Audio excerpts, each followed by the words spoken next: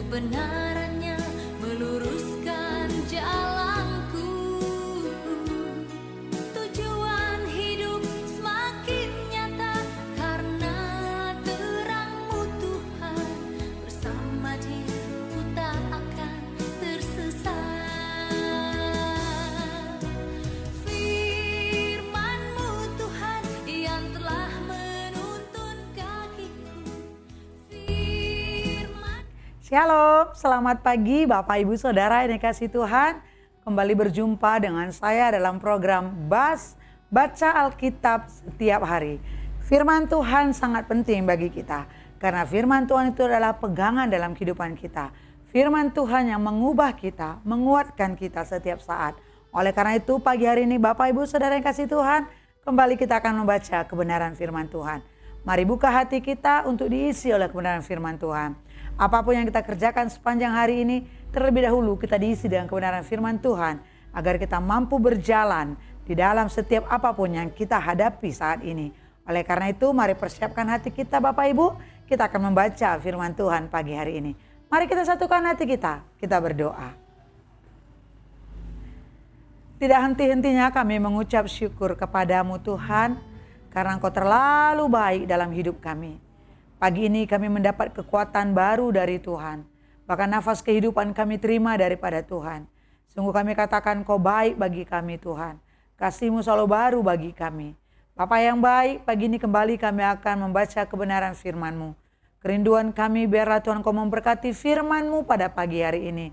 Dan kami berdoa biar kiranya firman-Mu tetap menjadi pegangan bagi kami.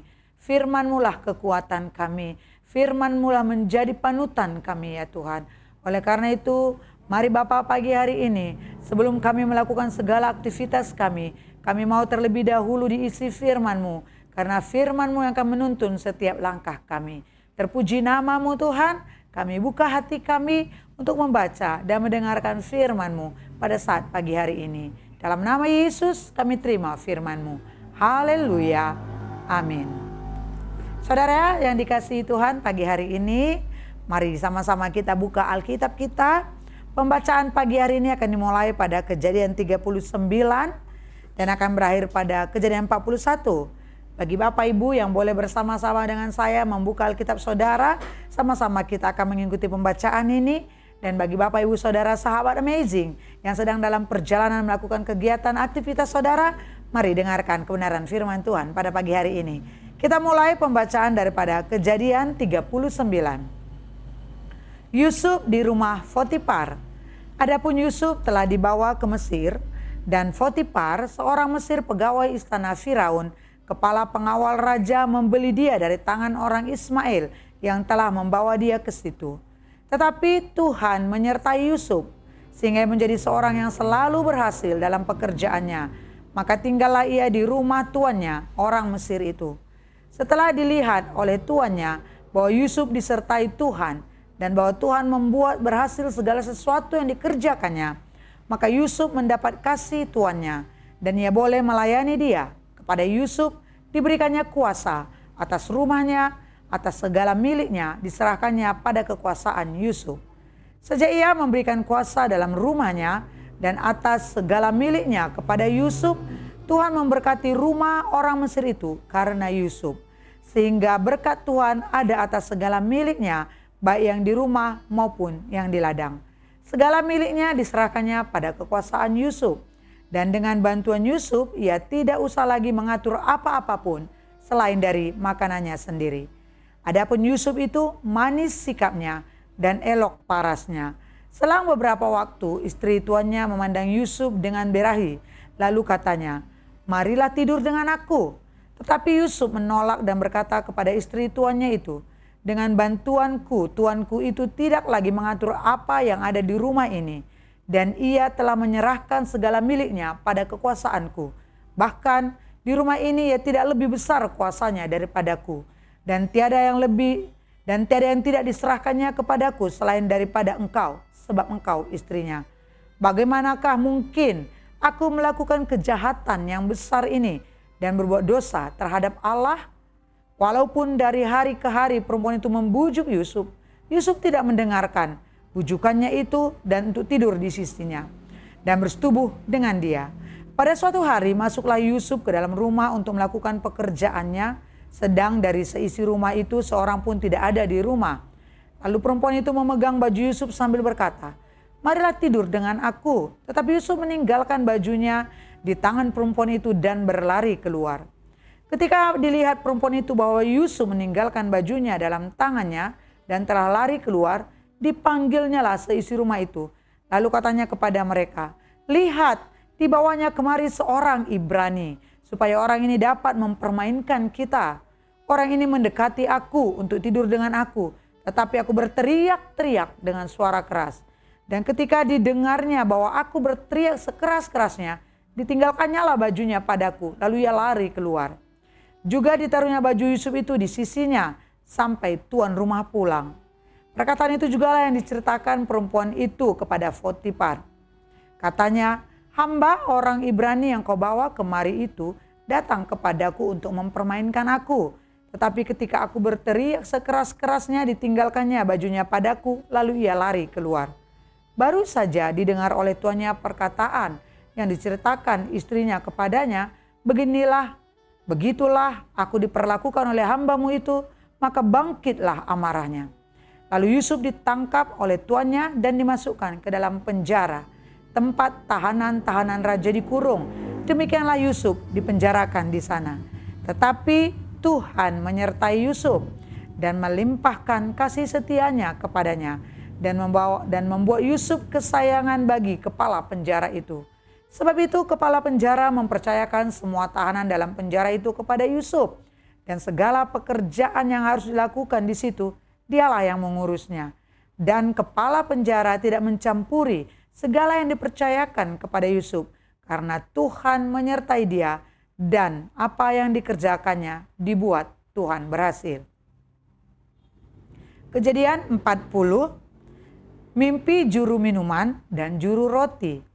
Sesudah semuanya itu terjadilah bahwa juru minuman Raja Mesir dan juru rotinya membuat kesalahan terhadap tuannya Raja Mesir itu, maka murkalah Firaun kepada kedua pegawai istananya, kepala juru minuman dan kepala juru roti itu.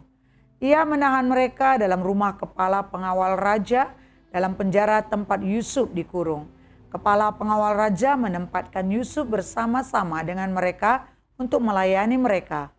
Demikianlah mereka ditahan beberapa waktu lamanya. Pada suatu kali, bermimpilah mereka keduanya, baik juru minuman maupun juru roti Raja Mesir, yang ditahan dalam penjara itu. Masing-masing ada mimpinya. Pada satu malam juga, dan mimpi masing-masing itu ada artinya sendiri. Ketika pada waktu pagi, Yusuf datang kepada mereka, segera dilihatnya bahwa mereka bersusah hati. Lalu ia bertanya kepada pegawai-pegawai istana Firaun yang ditahan bersama-sama dengan dia dalam rumah tuannya itu, "Mengapakah hari ini mukamu semuram itu?" Jawab mereka kepadanya, "Kami bermimpi, tetapi tidak ada orang yang dapat mengartikannya." Lalu kata Yusuf kepada mereka, "Bukankah Allah yang menerangkan arti mimpi? Ceritakanlah kiranya mimpimu itu kepadaku." Kemudian juru minuman itu menceritakan mimpinya kepada Yusuf, katanya, "Dalam mimpiku itu tampak ada pohon anggur di depanku. Pohon anggur itu ada 3 carangnya dan baru saja pohon itu bertunas. Bunganya sudah keluar dan tandan-tandannya penuh buah anggur yang ranum. Dan di tanganku ada piala Firaun. Buah anggur itu kuambil, lalu kuperas ke dalam piala Firaun. Kemudian kusampaikan piala itu ke tangan Firaun." Kata Yusuf kepadanya, "Beginilah arti mimpi itu. Ketiga carang itu artinya 3 hari. Dalam 3 hari ini Firaun akan meninggikan engkau dan mengembalikan engkau ke dalam pangkatmu yang dahulu, dan engkau akan menyampaikan piala ke tangan Firaun seperti dahulu kala ketika engkau jadi juru minumannya. Tetapi ingatlah kepadaku, apabila keadaanmu telah baik nanti, tunjukkanlah terima kasihmu kepadaku dengan menceritakan hal ihwalku kepada Firaun, dan tolonglah keluarkan aku dari rumah ini. Sebab aku diculik begitu saja dari negeri orang Ibrani, dan di sini pun aku tidak pernah melakukan apa-apa yang menyebabkan aku layak dimasukkan ke dalam liang tutupan ini. Setelah dilihat oleh kepala juru roti betapa baik arti mimpi itu, berkatalah ia kepadanya, "Aku pun bermimpi juga. Tampak aku menjunjung 3 bakul berisi penganan. Dalam bakul atas ada berbagai-bagai makanan untuk Firaun, buatan juru roti, tetapi burung-burung memakannya dari dalam bakul yang di atas kepalaku." Yusuf menjawab, "Beginilah arti mimpi itu. Ketiga bakul itu artinya 3 hari. Dalam 3 hari ini Firaun akan meninggikan engkau tinggi ke atas dan menggantung engkau pada sebuah tiang, dan burung-burung akan memakan dagingmu dari tubuhmu." Dan terjadilah pada hari ketiga hari kelahiran Firaun, maka Firaun mengadakan perjamuan untuk semua pegawainya. Lalu ia meninggikan kepala juru minuman dan kepala juru roti itu di tengah-tengah para pegawainya. Kepala juru minuman itu dikembalikannya ke dalam jabatannya, sehingga ia menyampaikan pula piala ke tangan Firaun. Tetapi kepala juru roti itu digantungnya seperti yang ditakbirkan Yusuf kepada mereka. Tetapi Yusuf tidaklah diingat oleh kepala juru minuman itu, melainkan dilupakannya. Kejadian 41. Mimpi Firaun. Setelah lewat 2 tahun lamanya, bermimpilah Firaun bahwa ia berdiri di tepi sungai Nil. Tampaklah dari sungai Nil itu keluar 7 ekor lembu yang indah bangunnya dan gemuk badannya, lalu memakan rumput yang di tepi sungai itu. Kemudian tampaklah juga 7 ekor lembu yang lain yang keluar dari dalam sungai Nil itu, buruk bangunnya dan kurus badannya, lalu berdiri di samping lembu-lembu yang tadi di tepi sungai itu. Lembu-lembu yang buruk bangunnya dan kurus badannya itu memakan ke-7 ekor lembu yang indah bangunnya dan gemuk itu. Lalu terjagalah Firaun. Setelah itu tertidur pula lah ia dan bermimpi kedua kalinya. Tampak timbul dari satu tangkai 7 bulir gandum yang bernas dan baik. Tetapi kemudian tampaklah juga tumbuh 7 bulir gandum yang kurus dan layu oleh angin timur. Bulir yang kurus itu menelan ke-7 bulir yang bernas dan berisi tadi. Lalu terjagalah Firaun, agaknya ia bermimpi. Pada waktu pagi gelisahlah hatinya, lalu disuruhnyalah memanggil semua ahli dan semua orang berilmu di Mesir. Firaun menceritakan mimpinya kepada mereka, tetapi seorang pun tidak ada yang dapat mengartikannya kepadanya. Lalu berkatalah kepala juru minuman kepada Firaun, "Hari ini aku merasa perlu menyebutkan kesalahanku yang dahulu. Waktu itu tuanku Firaun murka kepada pegawai-pegawainya dan menahan aku dalam rumah pegawai istana, beserta dengan kepala juru roti. Pada satu malam juga kami bermimpi, aku dan kepala juru roti itu, masing-masing mempunyai mimpi dengan artinya sendiri. Bersama-sama dengan kami ada di sana seorang muda Ibrani, hamba kepala pengawal istana itu. Kami menceritakan mimpi kami kepadanya. Lalu diartikannya kepada kami mimpi kami masing-masing. Dan seperti yang diartikannya itu kepada kami, demikianlah pula terjadi. Aku dikembalikan ke dalam pangkatku dan kepala juru roti itu digantung." Kemudian Firaun menyuruh memanggil Yusuf. Segeralah ia dikeluarkan dari tutupan, ia bercukur dan berganti pakaian lalu pergi menghadap Firaun. Berkatalah Firaun kepada Yusuf, "Aku telah bermimpi dan seorang pun tidak ada yang dapat mengartikannya. Tetapi telah kudengar tentang engkau hanya dengan mendengar mimpi saja engkau dapat mengartikannya." Yusuf menyahut Firaun, "Bukan sekali-kali aku melainkan Allah juga yang akan memberitakan kesejahteraan kepada tuanku Firaun." Lalu berkatalah Firaun kepada Yusuf, "Dalam mimpiku itu aku berdiri di tepi sungai Nil. Lalu tampaklah dari sungai Nil itu keluar 7 ekor lembu yang gemuk badannya dan indah bentuknya dan makan rumput yang di tepi sungai itu. Tetapi kemudian tampaklah juga keluar 7 ekor lembu yang lain, kulit, pemalut tulang, sangat buruk bangunnya dan kurus badannya, tidak pernah kulihat yang seburuk itu di seluruh tanah Mesir. Lembu yang kurus dan buruk itu memakan ke-7 ekor lembu gemuk yang mula-mula. Lembu-lembu ini masuk ke dalam perutnya. Tetapi walaupun telah masuk ke dalam perutnya, tidaklah kelihatan sedikit pun tandanya. Bangunnya tetap sama buruknya seperti semula. Lalu terjagalah aku. Selanjutnya dalam mimpiku itu kulihat timbul dari satu tangkai 7 bulir gandum yang berisi dan baik. Tetapi kemudian tampaklah juga tumbuh 7 bulir yang kering, kurus dan layu oleh angin timur. Bulir yang kurus itu memakan ke 7 bulir yang baik tadi. Telah kuceritakan hal ini kepada semua ahli, tetapi seorang pun tidak ada yang dapat menerangkannya kepadaku. Lalu kata Yusuf kepada Firaun, kedua mimpi tuanku Firaun itu sama. Allah telah memberitahukan kepada tuanku Firaun apa yang hendak dilakukannya. Ke-7 ekor lembu yang baik itu ialah 7 tahun. Dan ke-7 bulir gandum yang baik itu ialah 7 tahun juga. Kedua mimpi itu sama. Ke-7 ekor lembu yang kurus dan buruk yang keluar kemudian maksudnya 7 tahun. Demikian pula ke-7 bulir gandum yang hampa dan layu oleh angin timur itu maksudnya akan ada 7 tahun kelaparan. Inilah maksud perkataanku ketika aku berkata kepada tuanku Firaun, Allah telah memperlihatkan kepada tuanku Firaun apa yang hendak dilakukannya. Ketahuilah tuanku, akan datang 7 tahun kelimpahan di seluruh tanah Mesir. Kemudian akan timbul 7 tahun kelaparan. Maka akan dilupakan segala kelimpahan itu di tanah Mesir. Karena kelaparan itu mengurus keringkan negeri ini. Sesudah itu akan tidak kelihatan lagi bekas-bekas kelimpahan di negeri ini karena kelaparan itu. Sebab sangat hebatnya kelaparan itu. Sampai 2 kali mimpi itu diulangi bagi tuanku Firaun, berarti hal itu telah ditetapkan oleh Allah dan Allah akan segera melakukannya.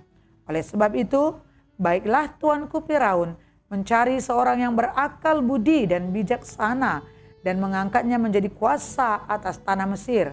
Baiklah juga tuanku Firaun berbuat begini, yakni menempatkan penilik-penilik atas negeri ini dan dalam ke-7 tahun kelimpahan itu memungut 1/5 dari hasil tanah Mesir.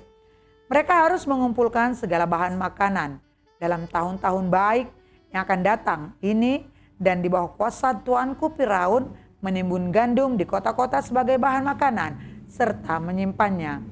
Demikianlah segala bahan makan itu menjadi persediaan untuk negeri ini dalam ke-7 tahun kelaparan yang akan terjadi di tanah Mesir supaya negeri ini jangan binasa karena kelaparan itu.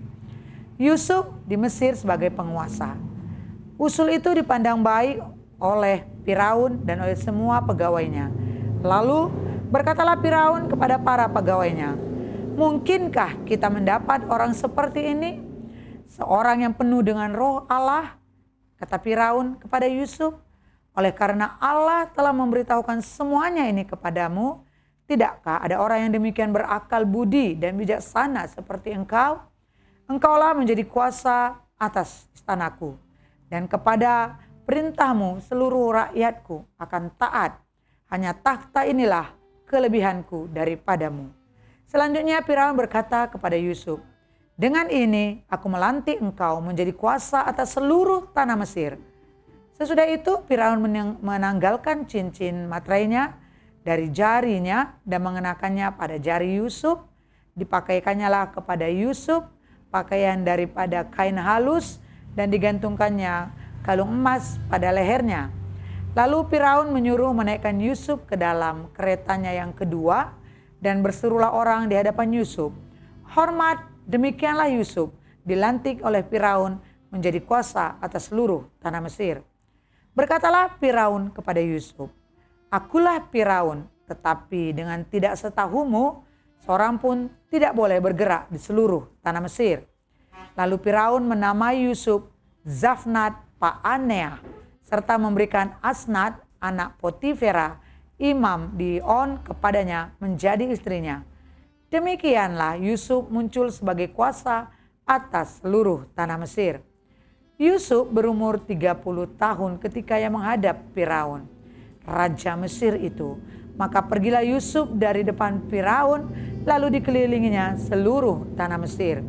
Tanah itu mengeluarkan hasil bertumpuk-tumpuk dalam ke-7 tahun kelimpahan itu. Maka Yusuf mengumpulkan segala bahan makanan ke-7 tahun kelimpahannya yang ada di tanah Mesir. Lalu disimpannya di kota-kota, hasil daerah sekitar tiap-tiap kota disimpan di dalam kota itu. Demikianlah Yusuf menimbun gandum seperti pasir di laut, sangat banyak sehingga orang berhenti menghitungnya karena memang tidak terhitung.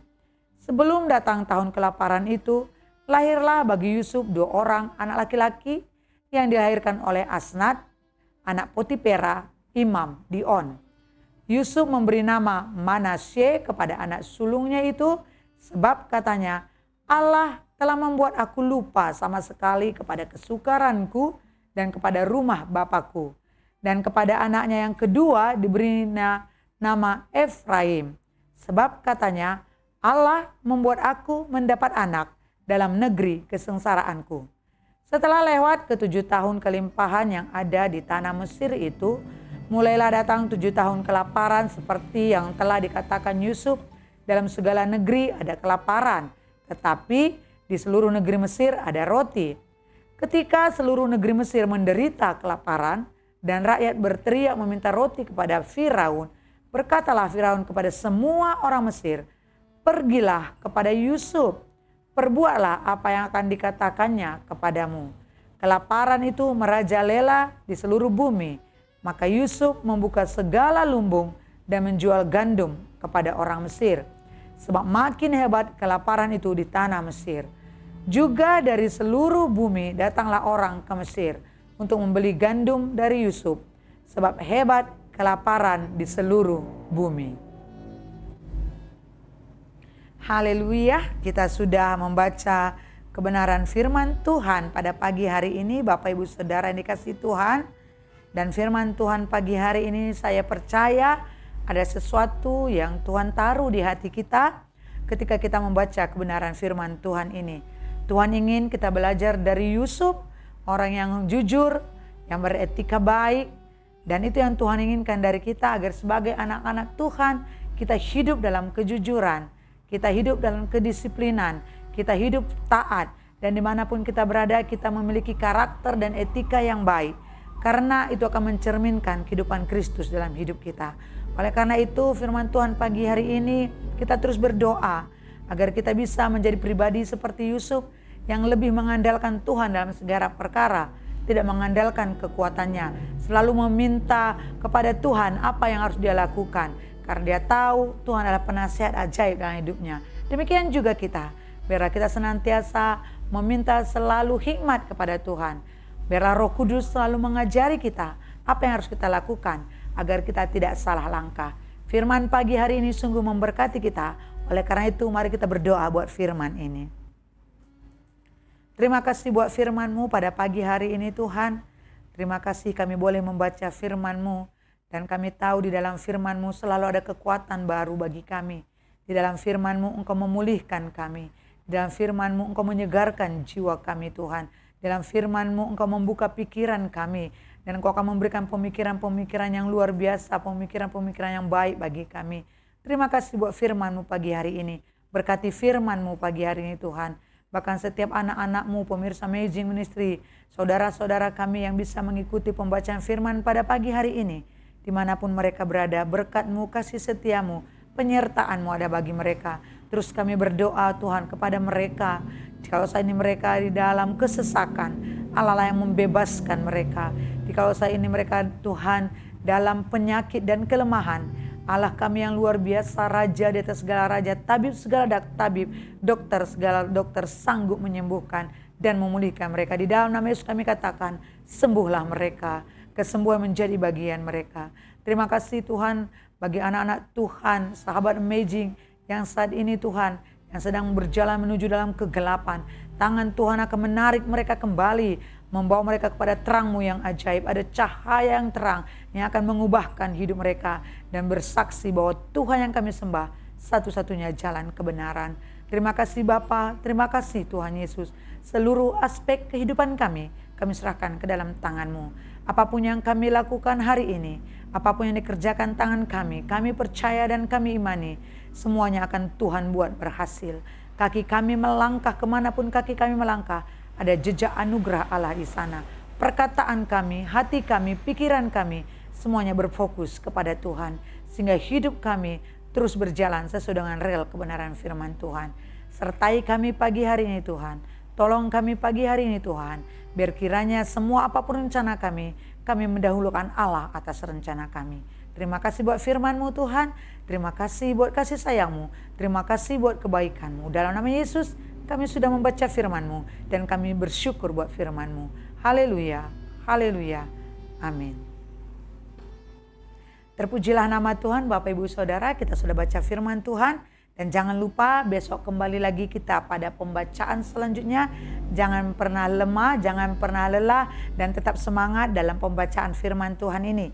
Hari ini apapun saudara lakukan, tetap saya ingatkan, berjalanlah bersama dengan Tuhan. Andalkanlah Tuhan.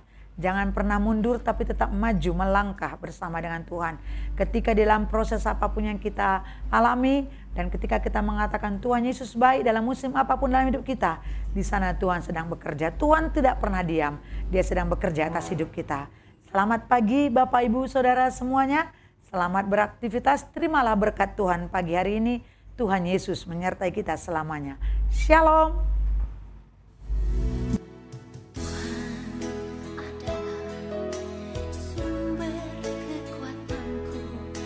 Ku lemah, Dia pasti kuatkanku. Asal ku turut firman-Nya dan jalan bersama Dia, ku tak akan goyah.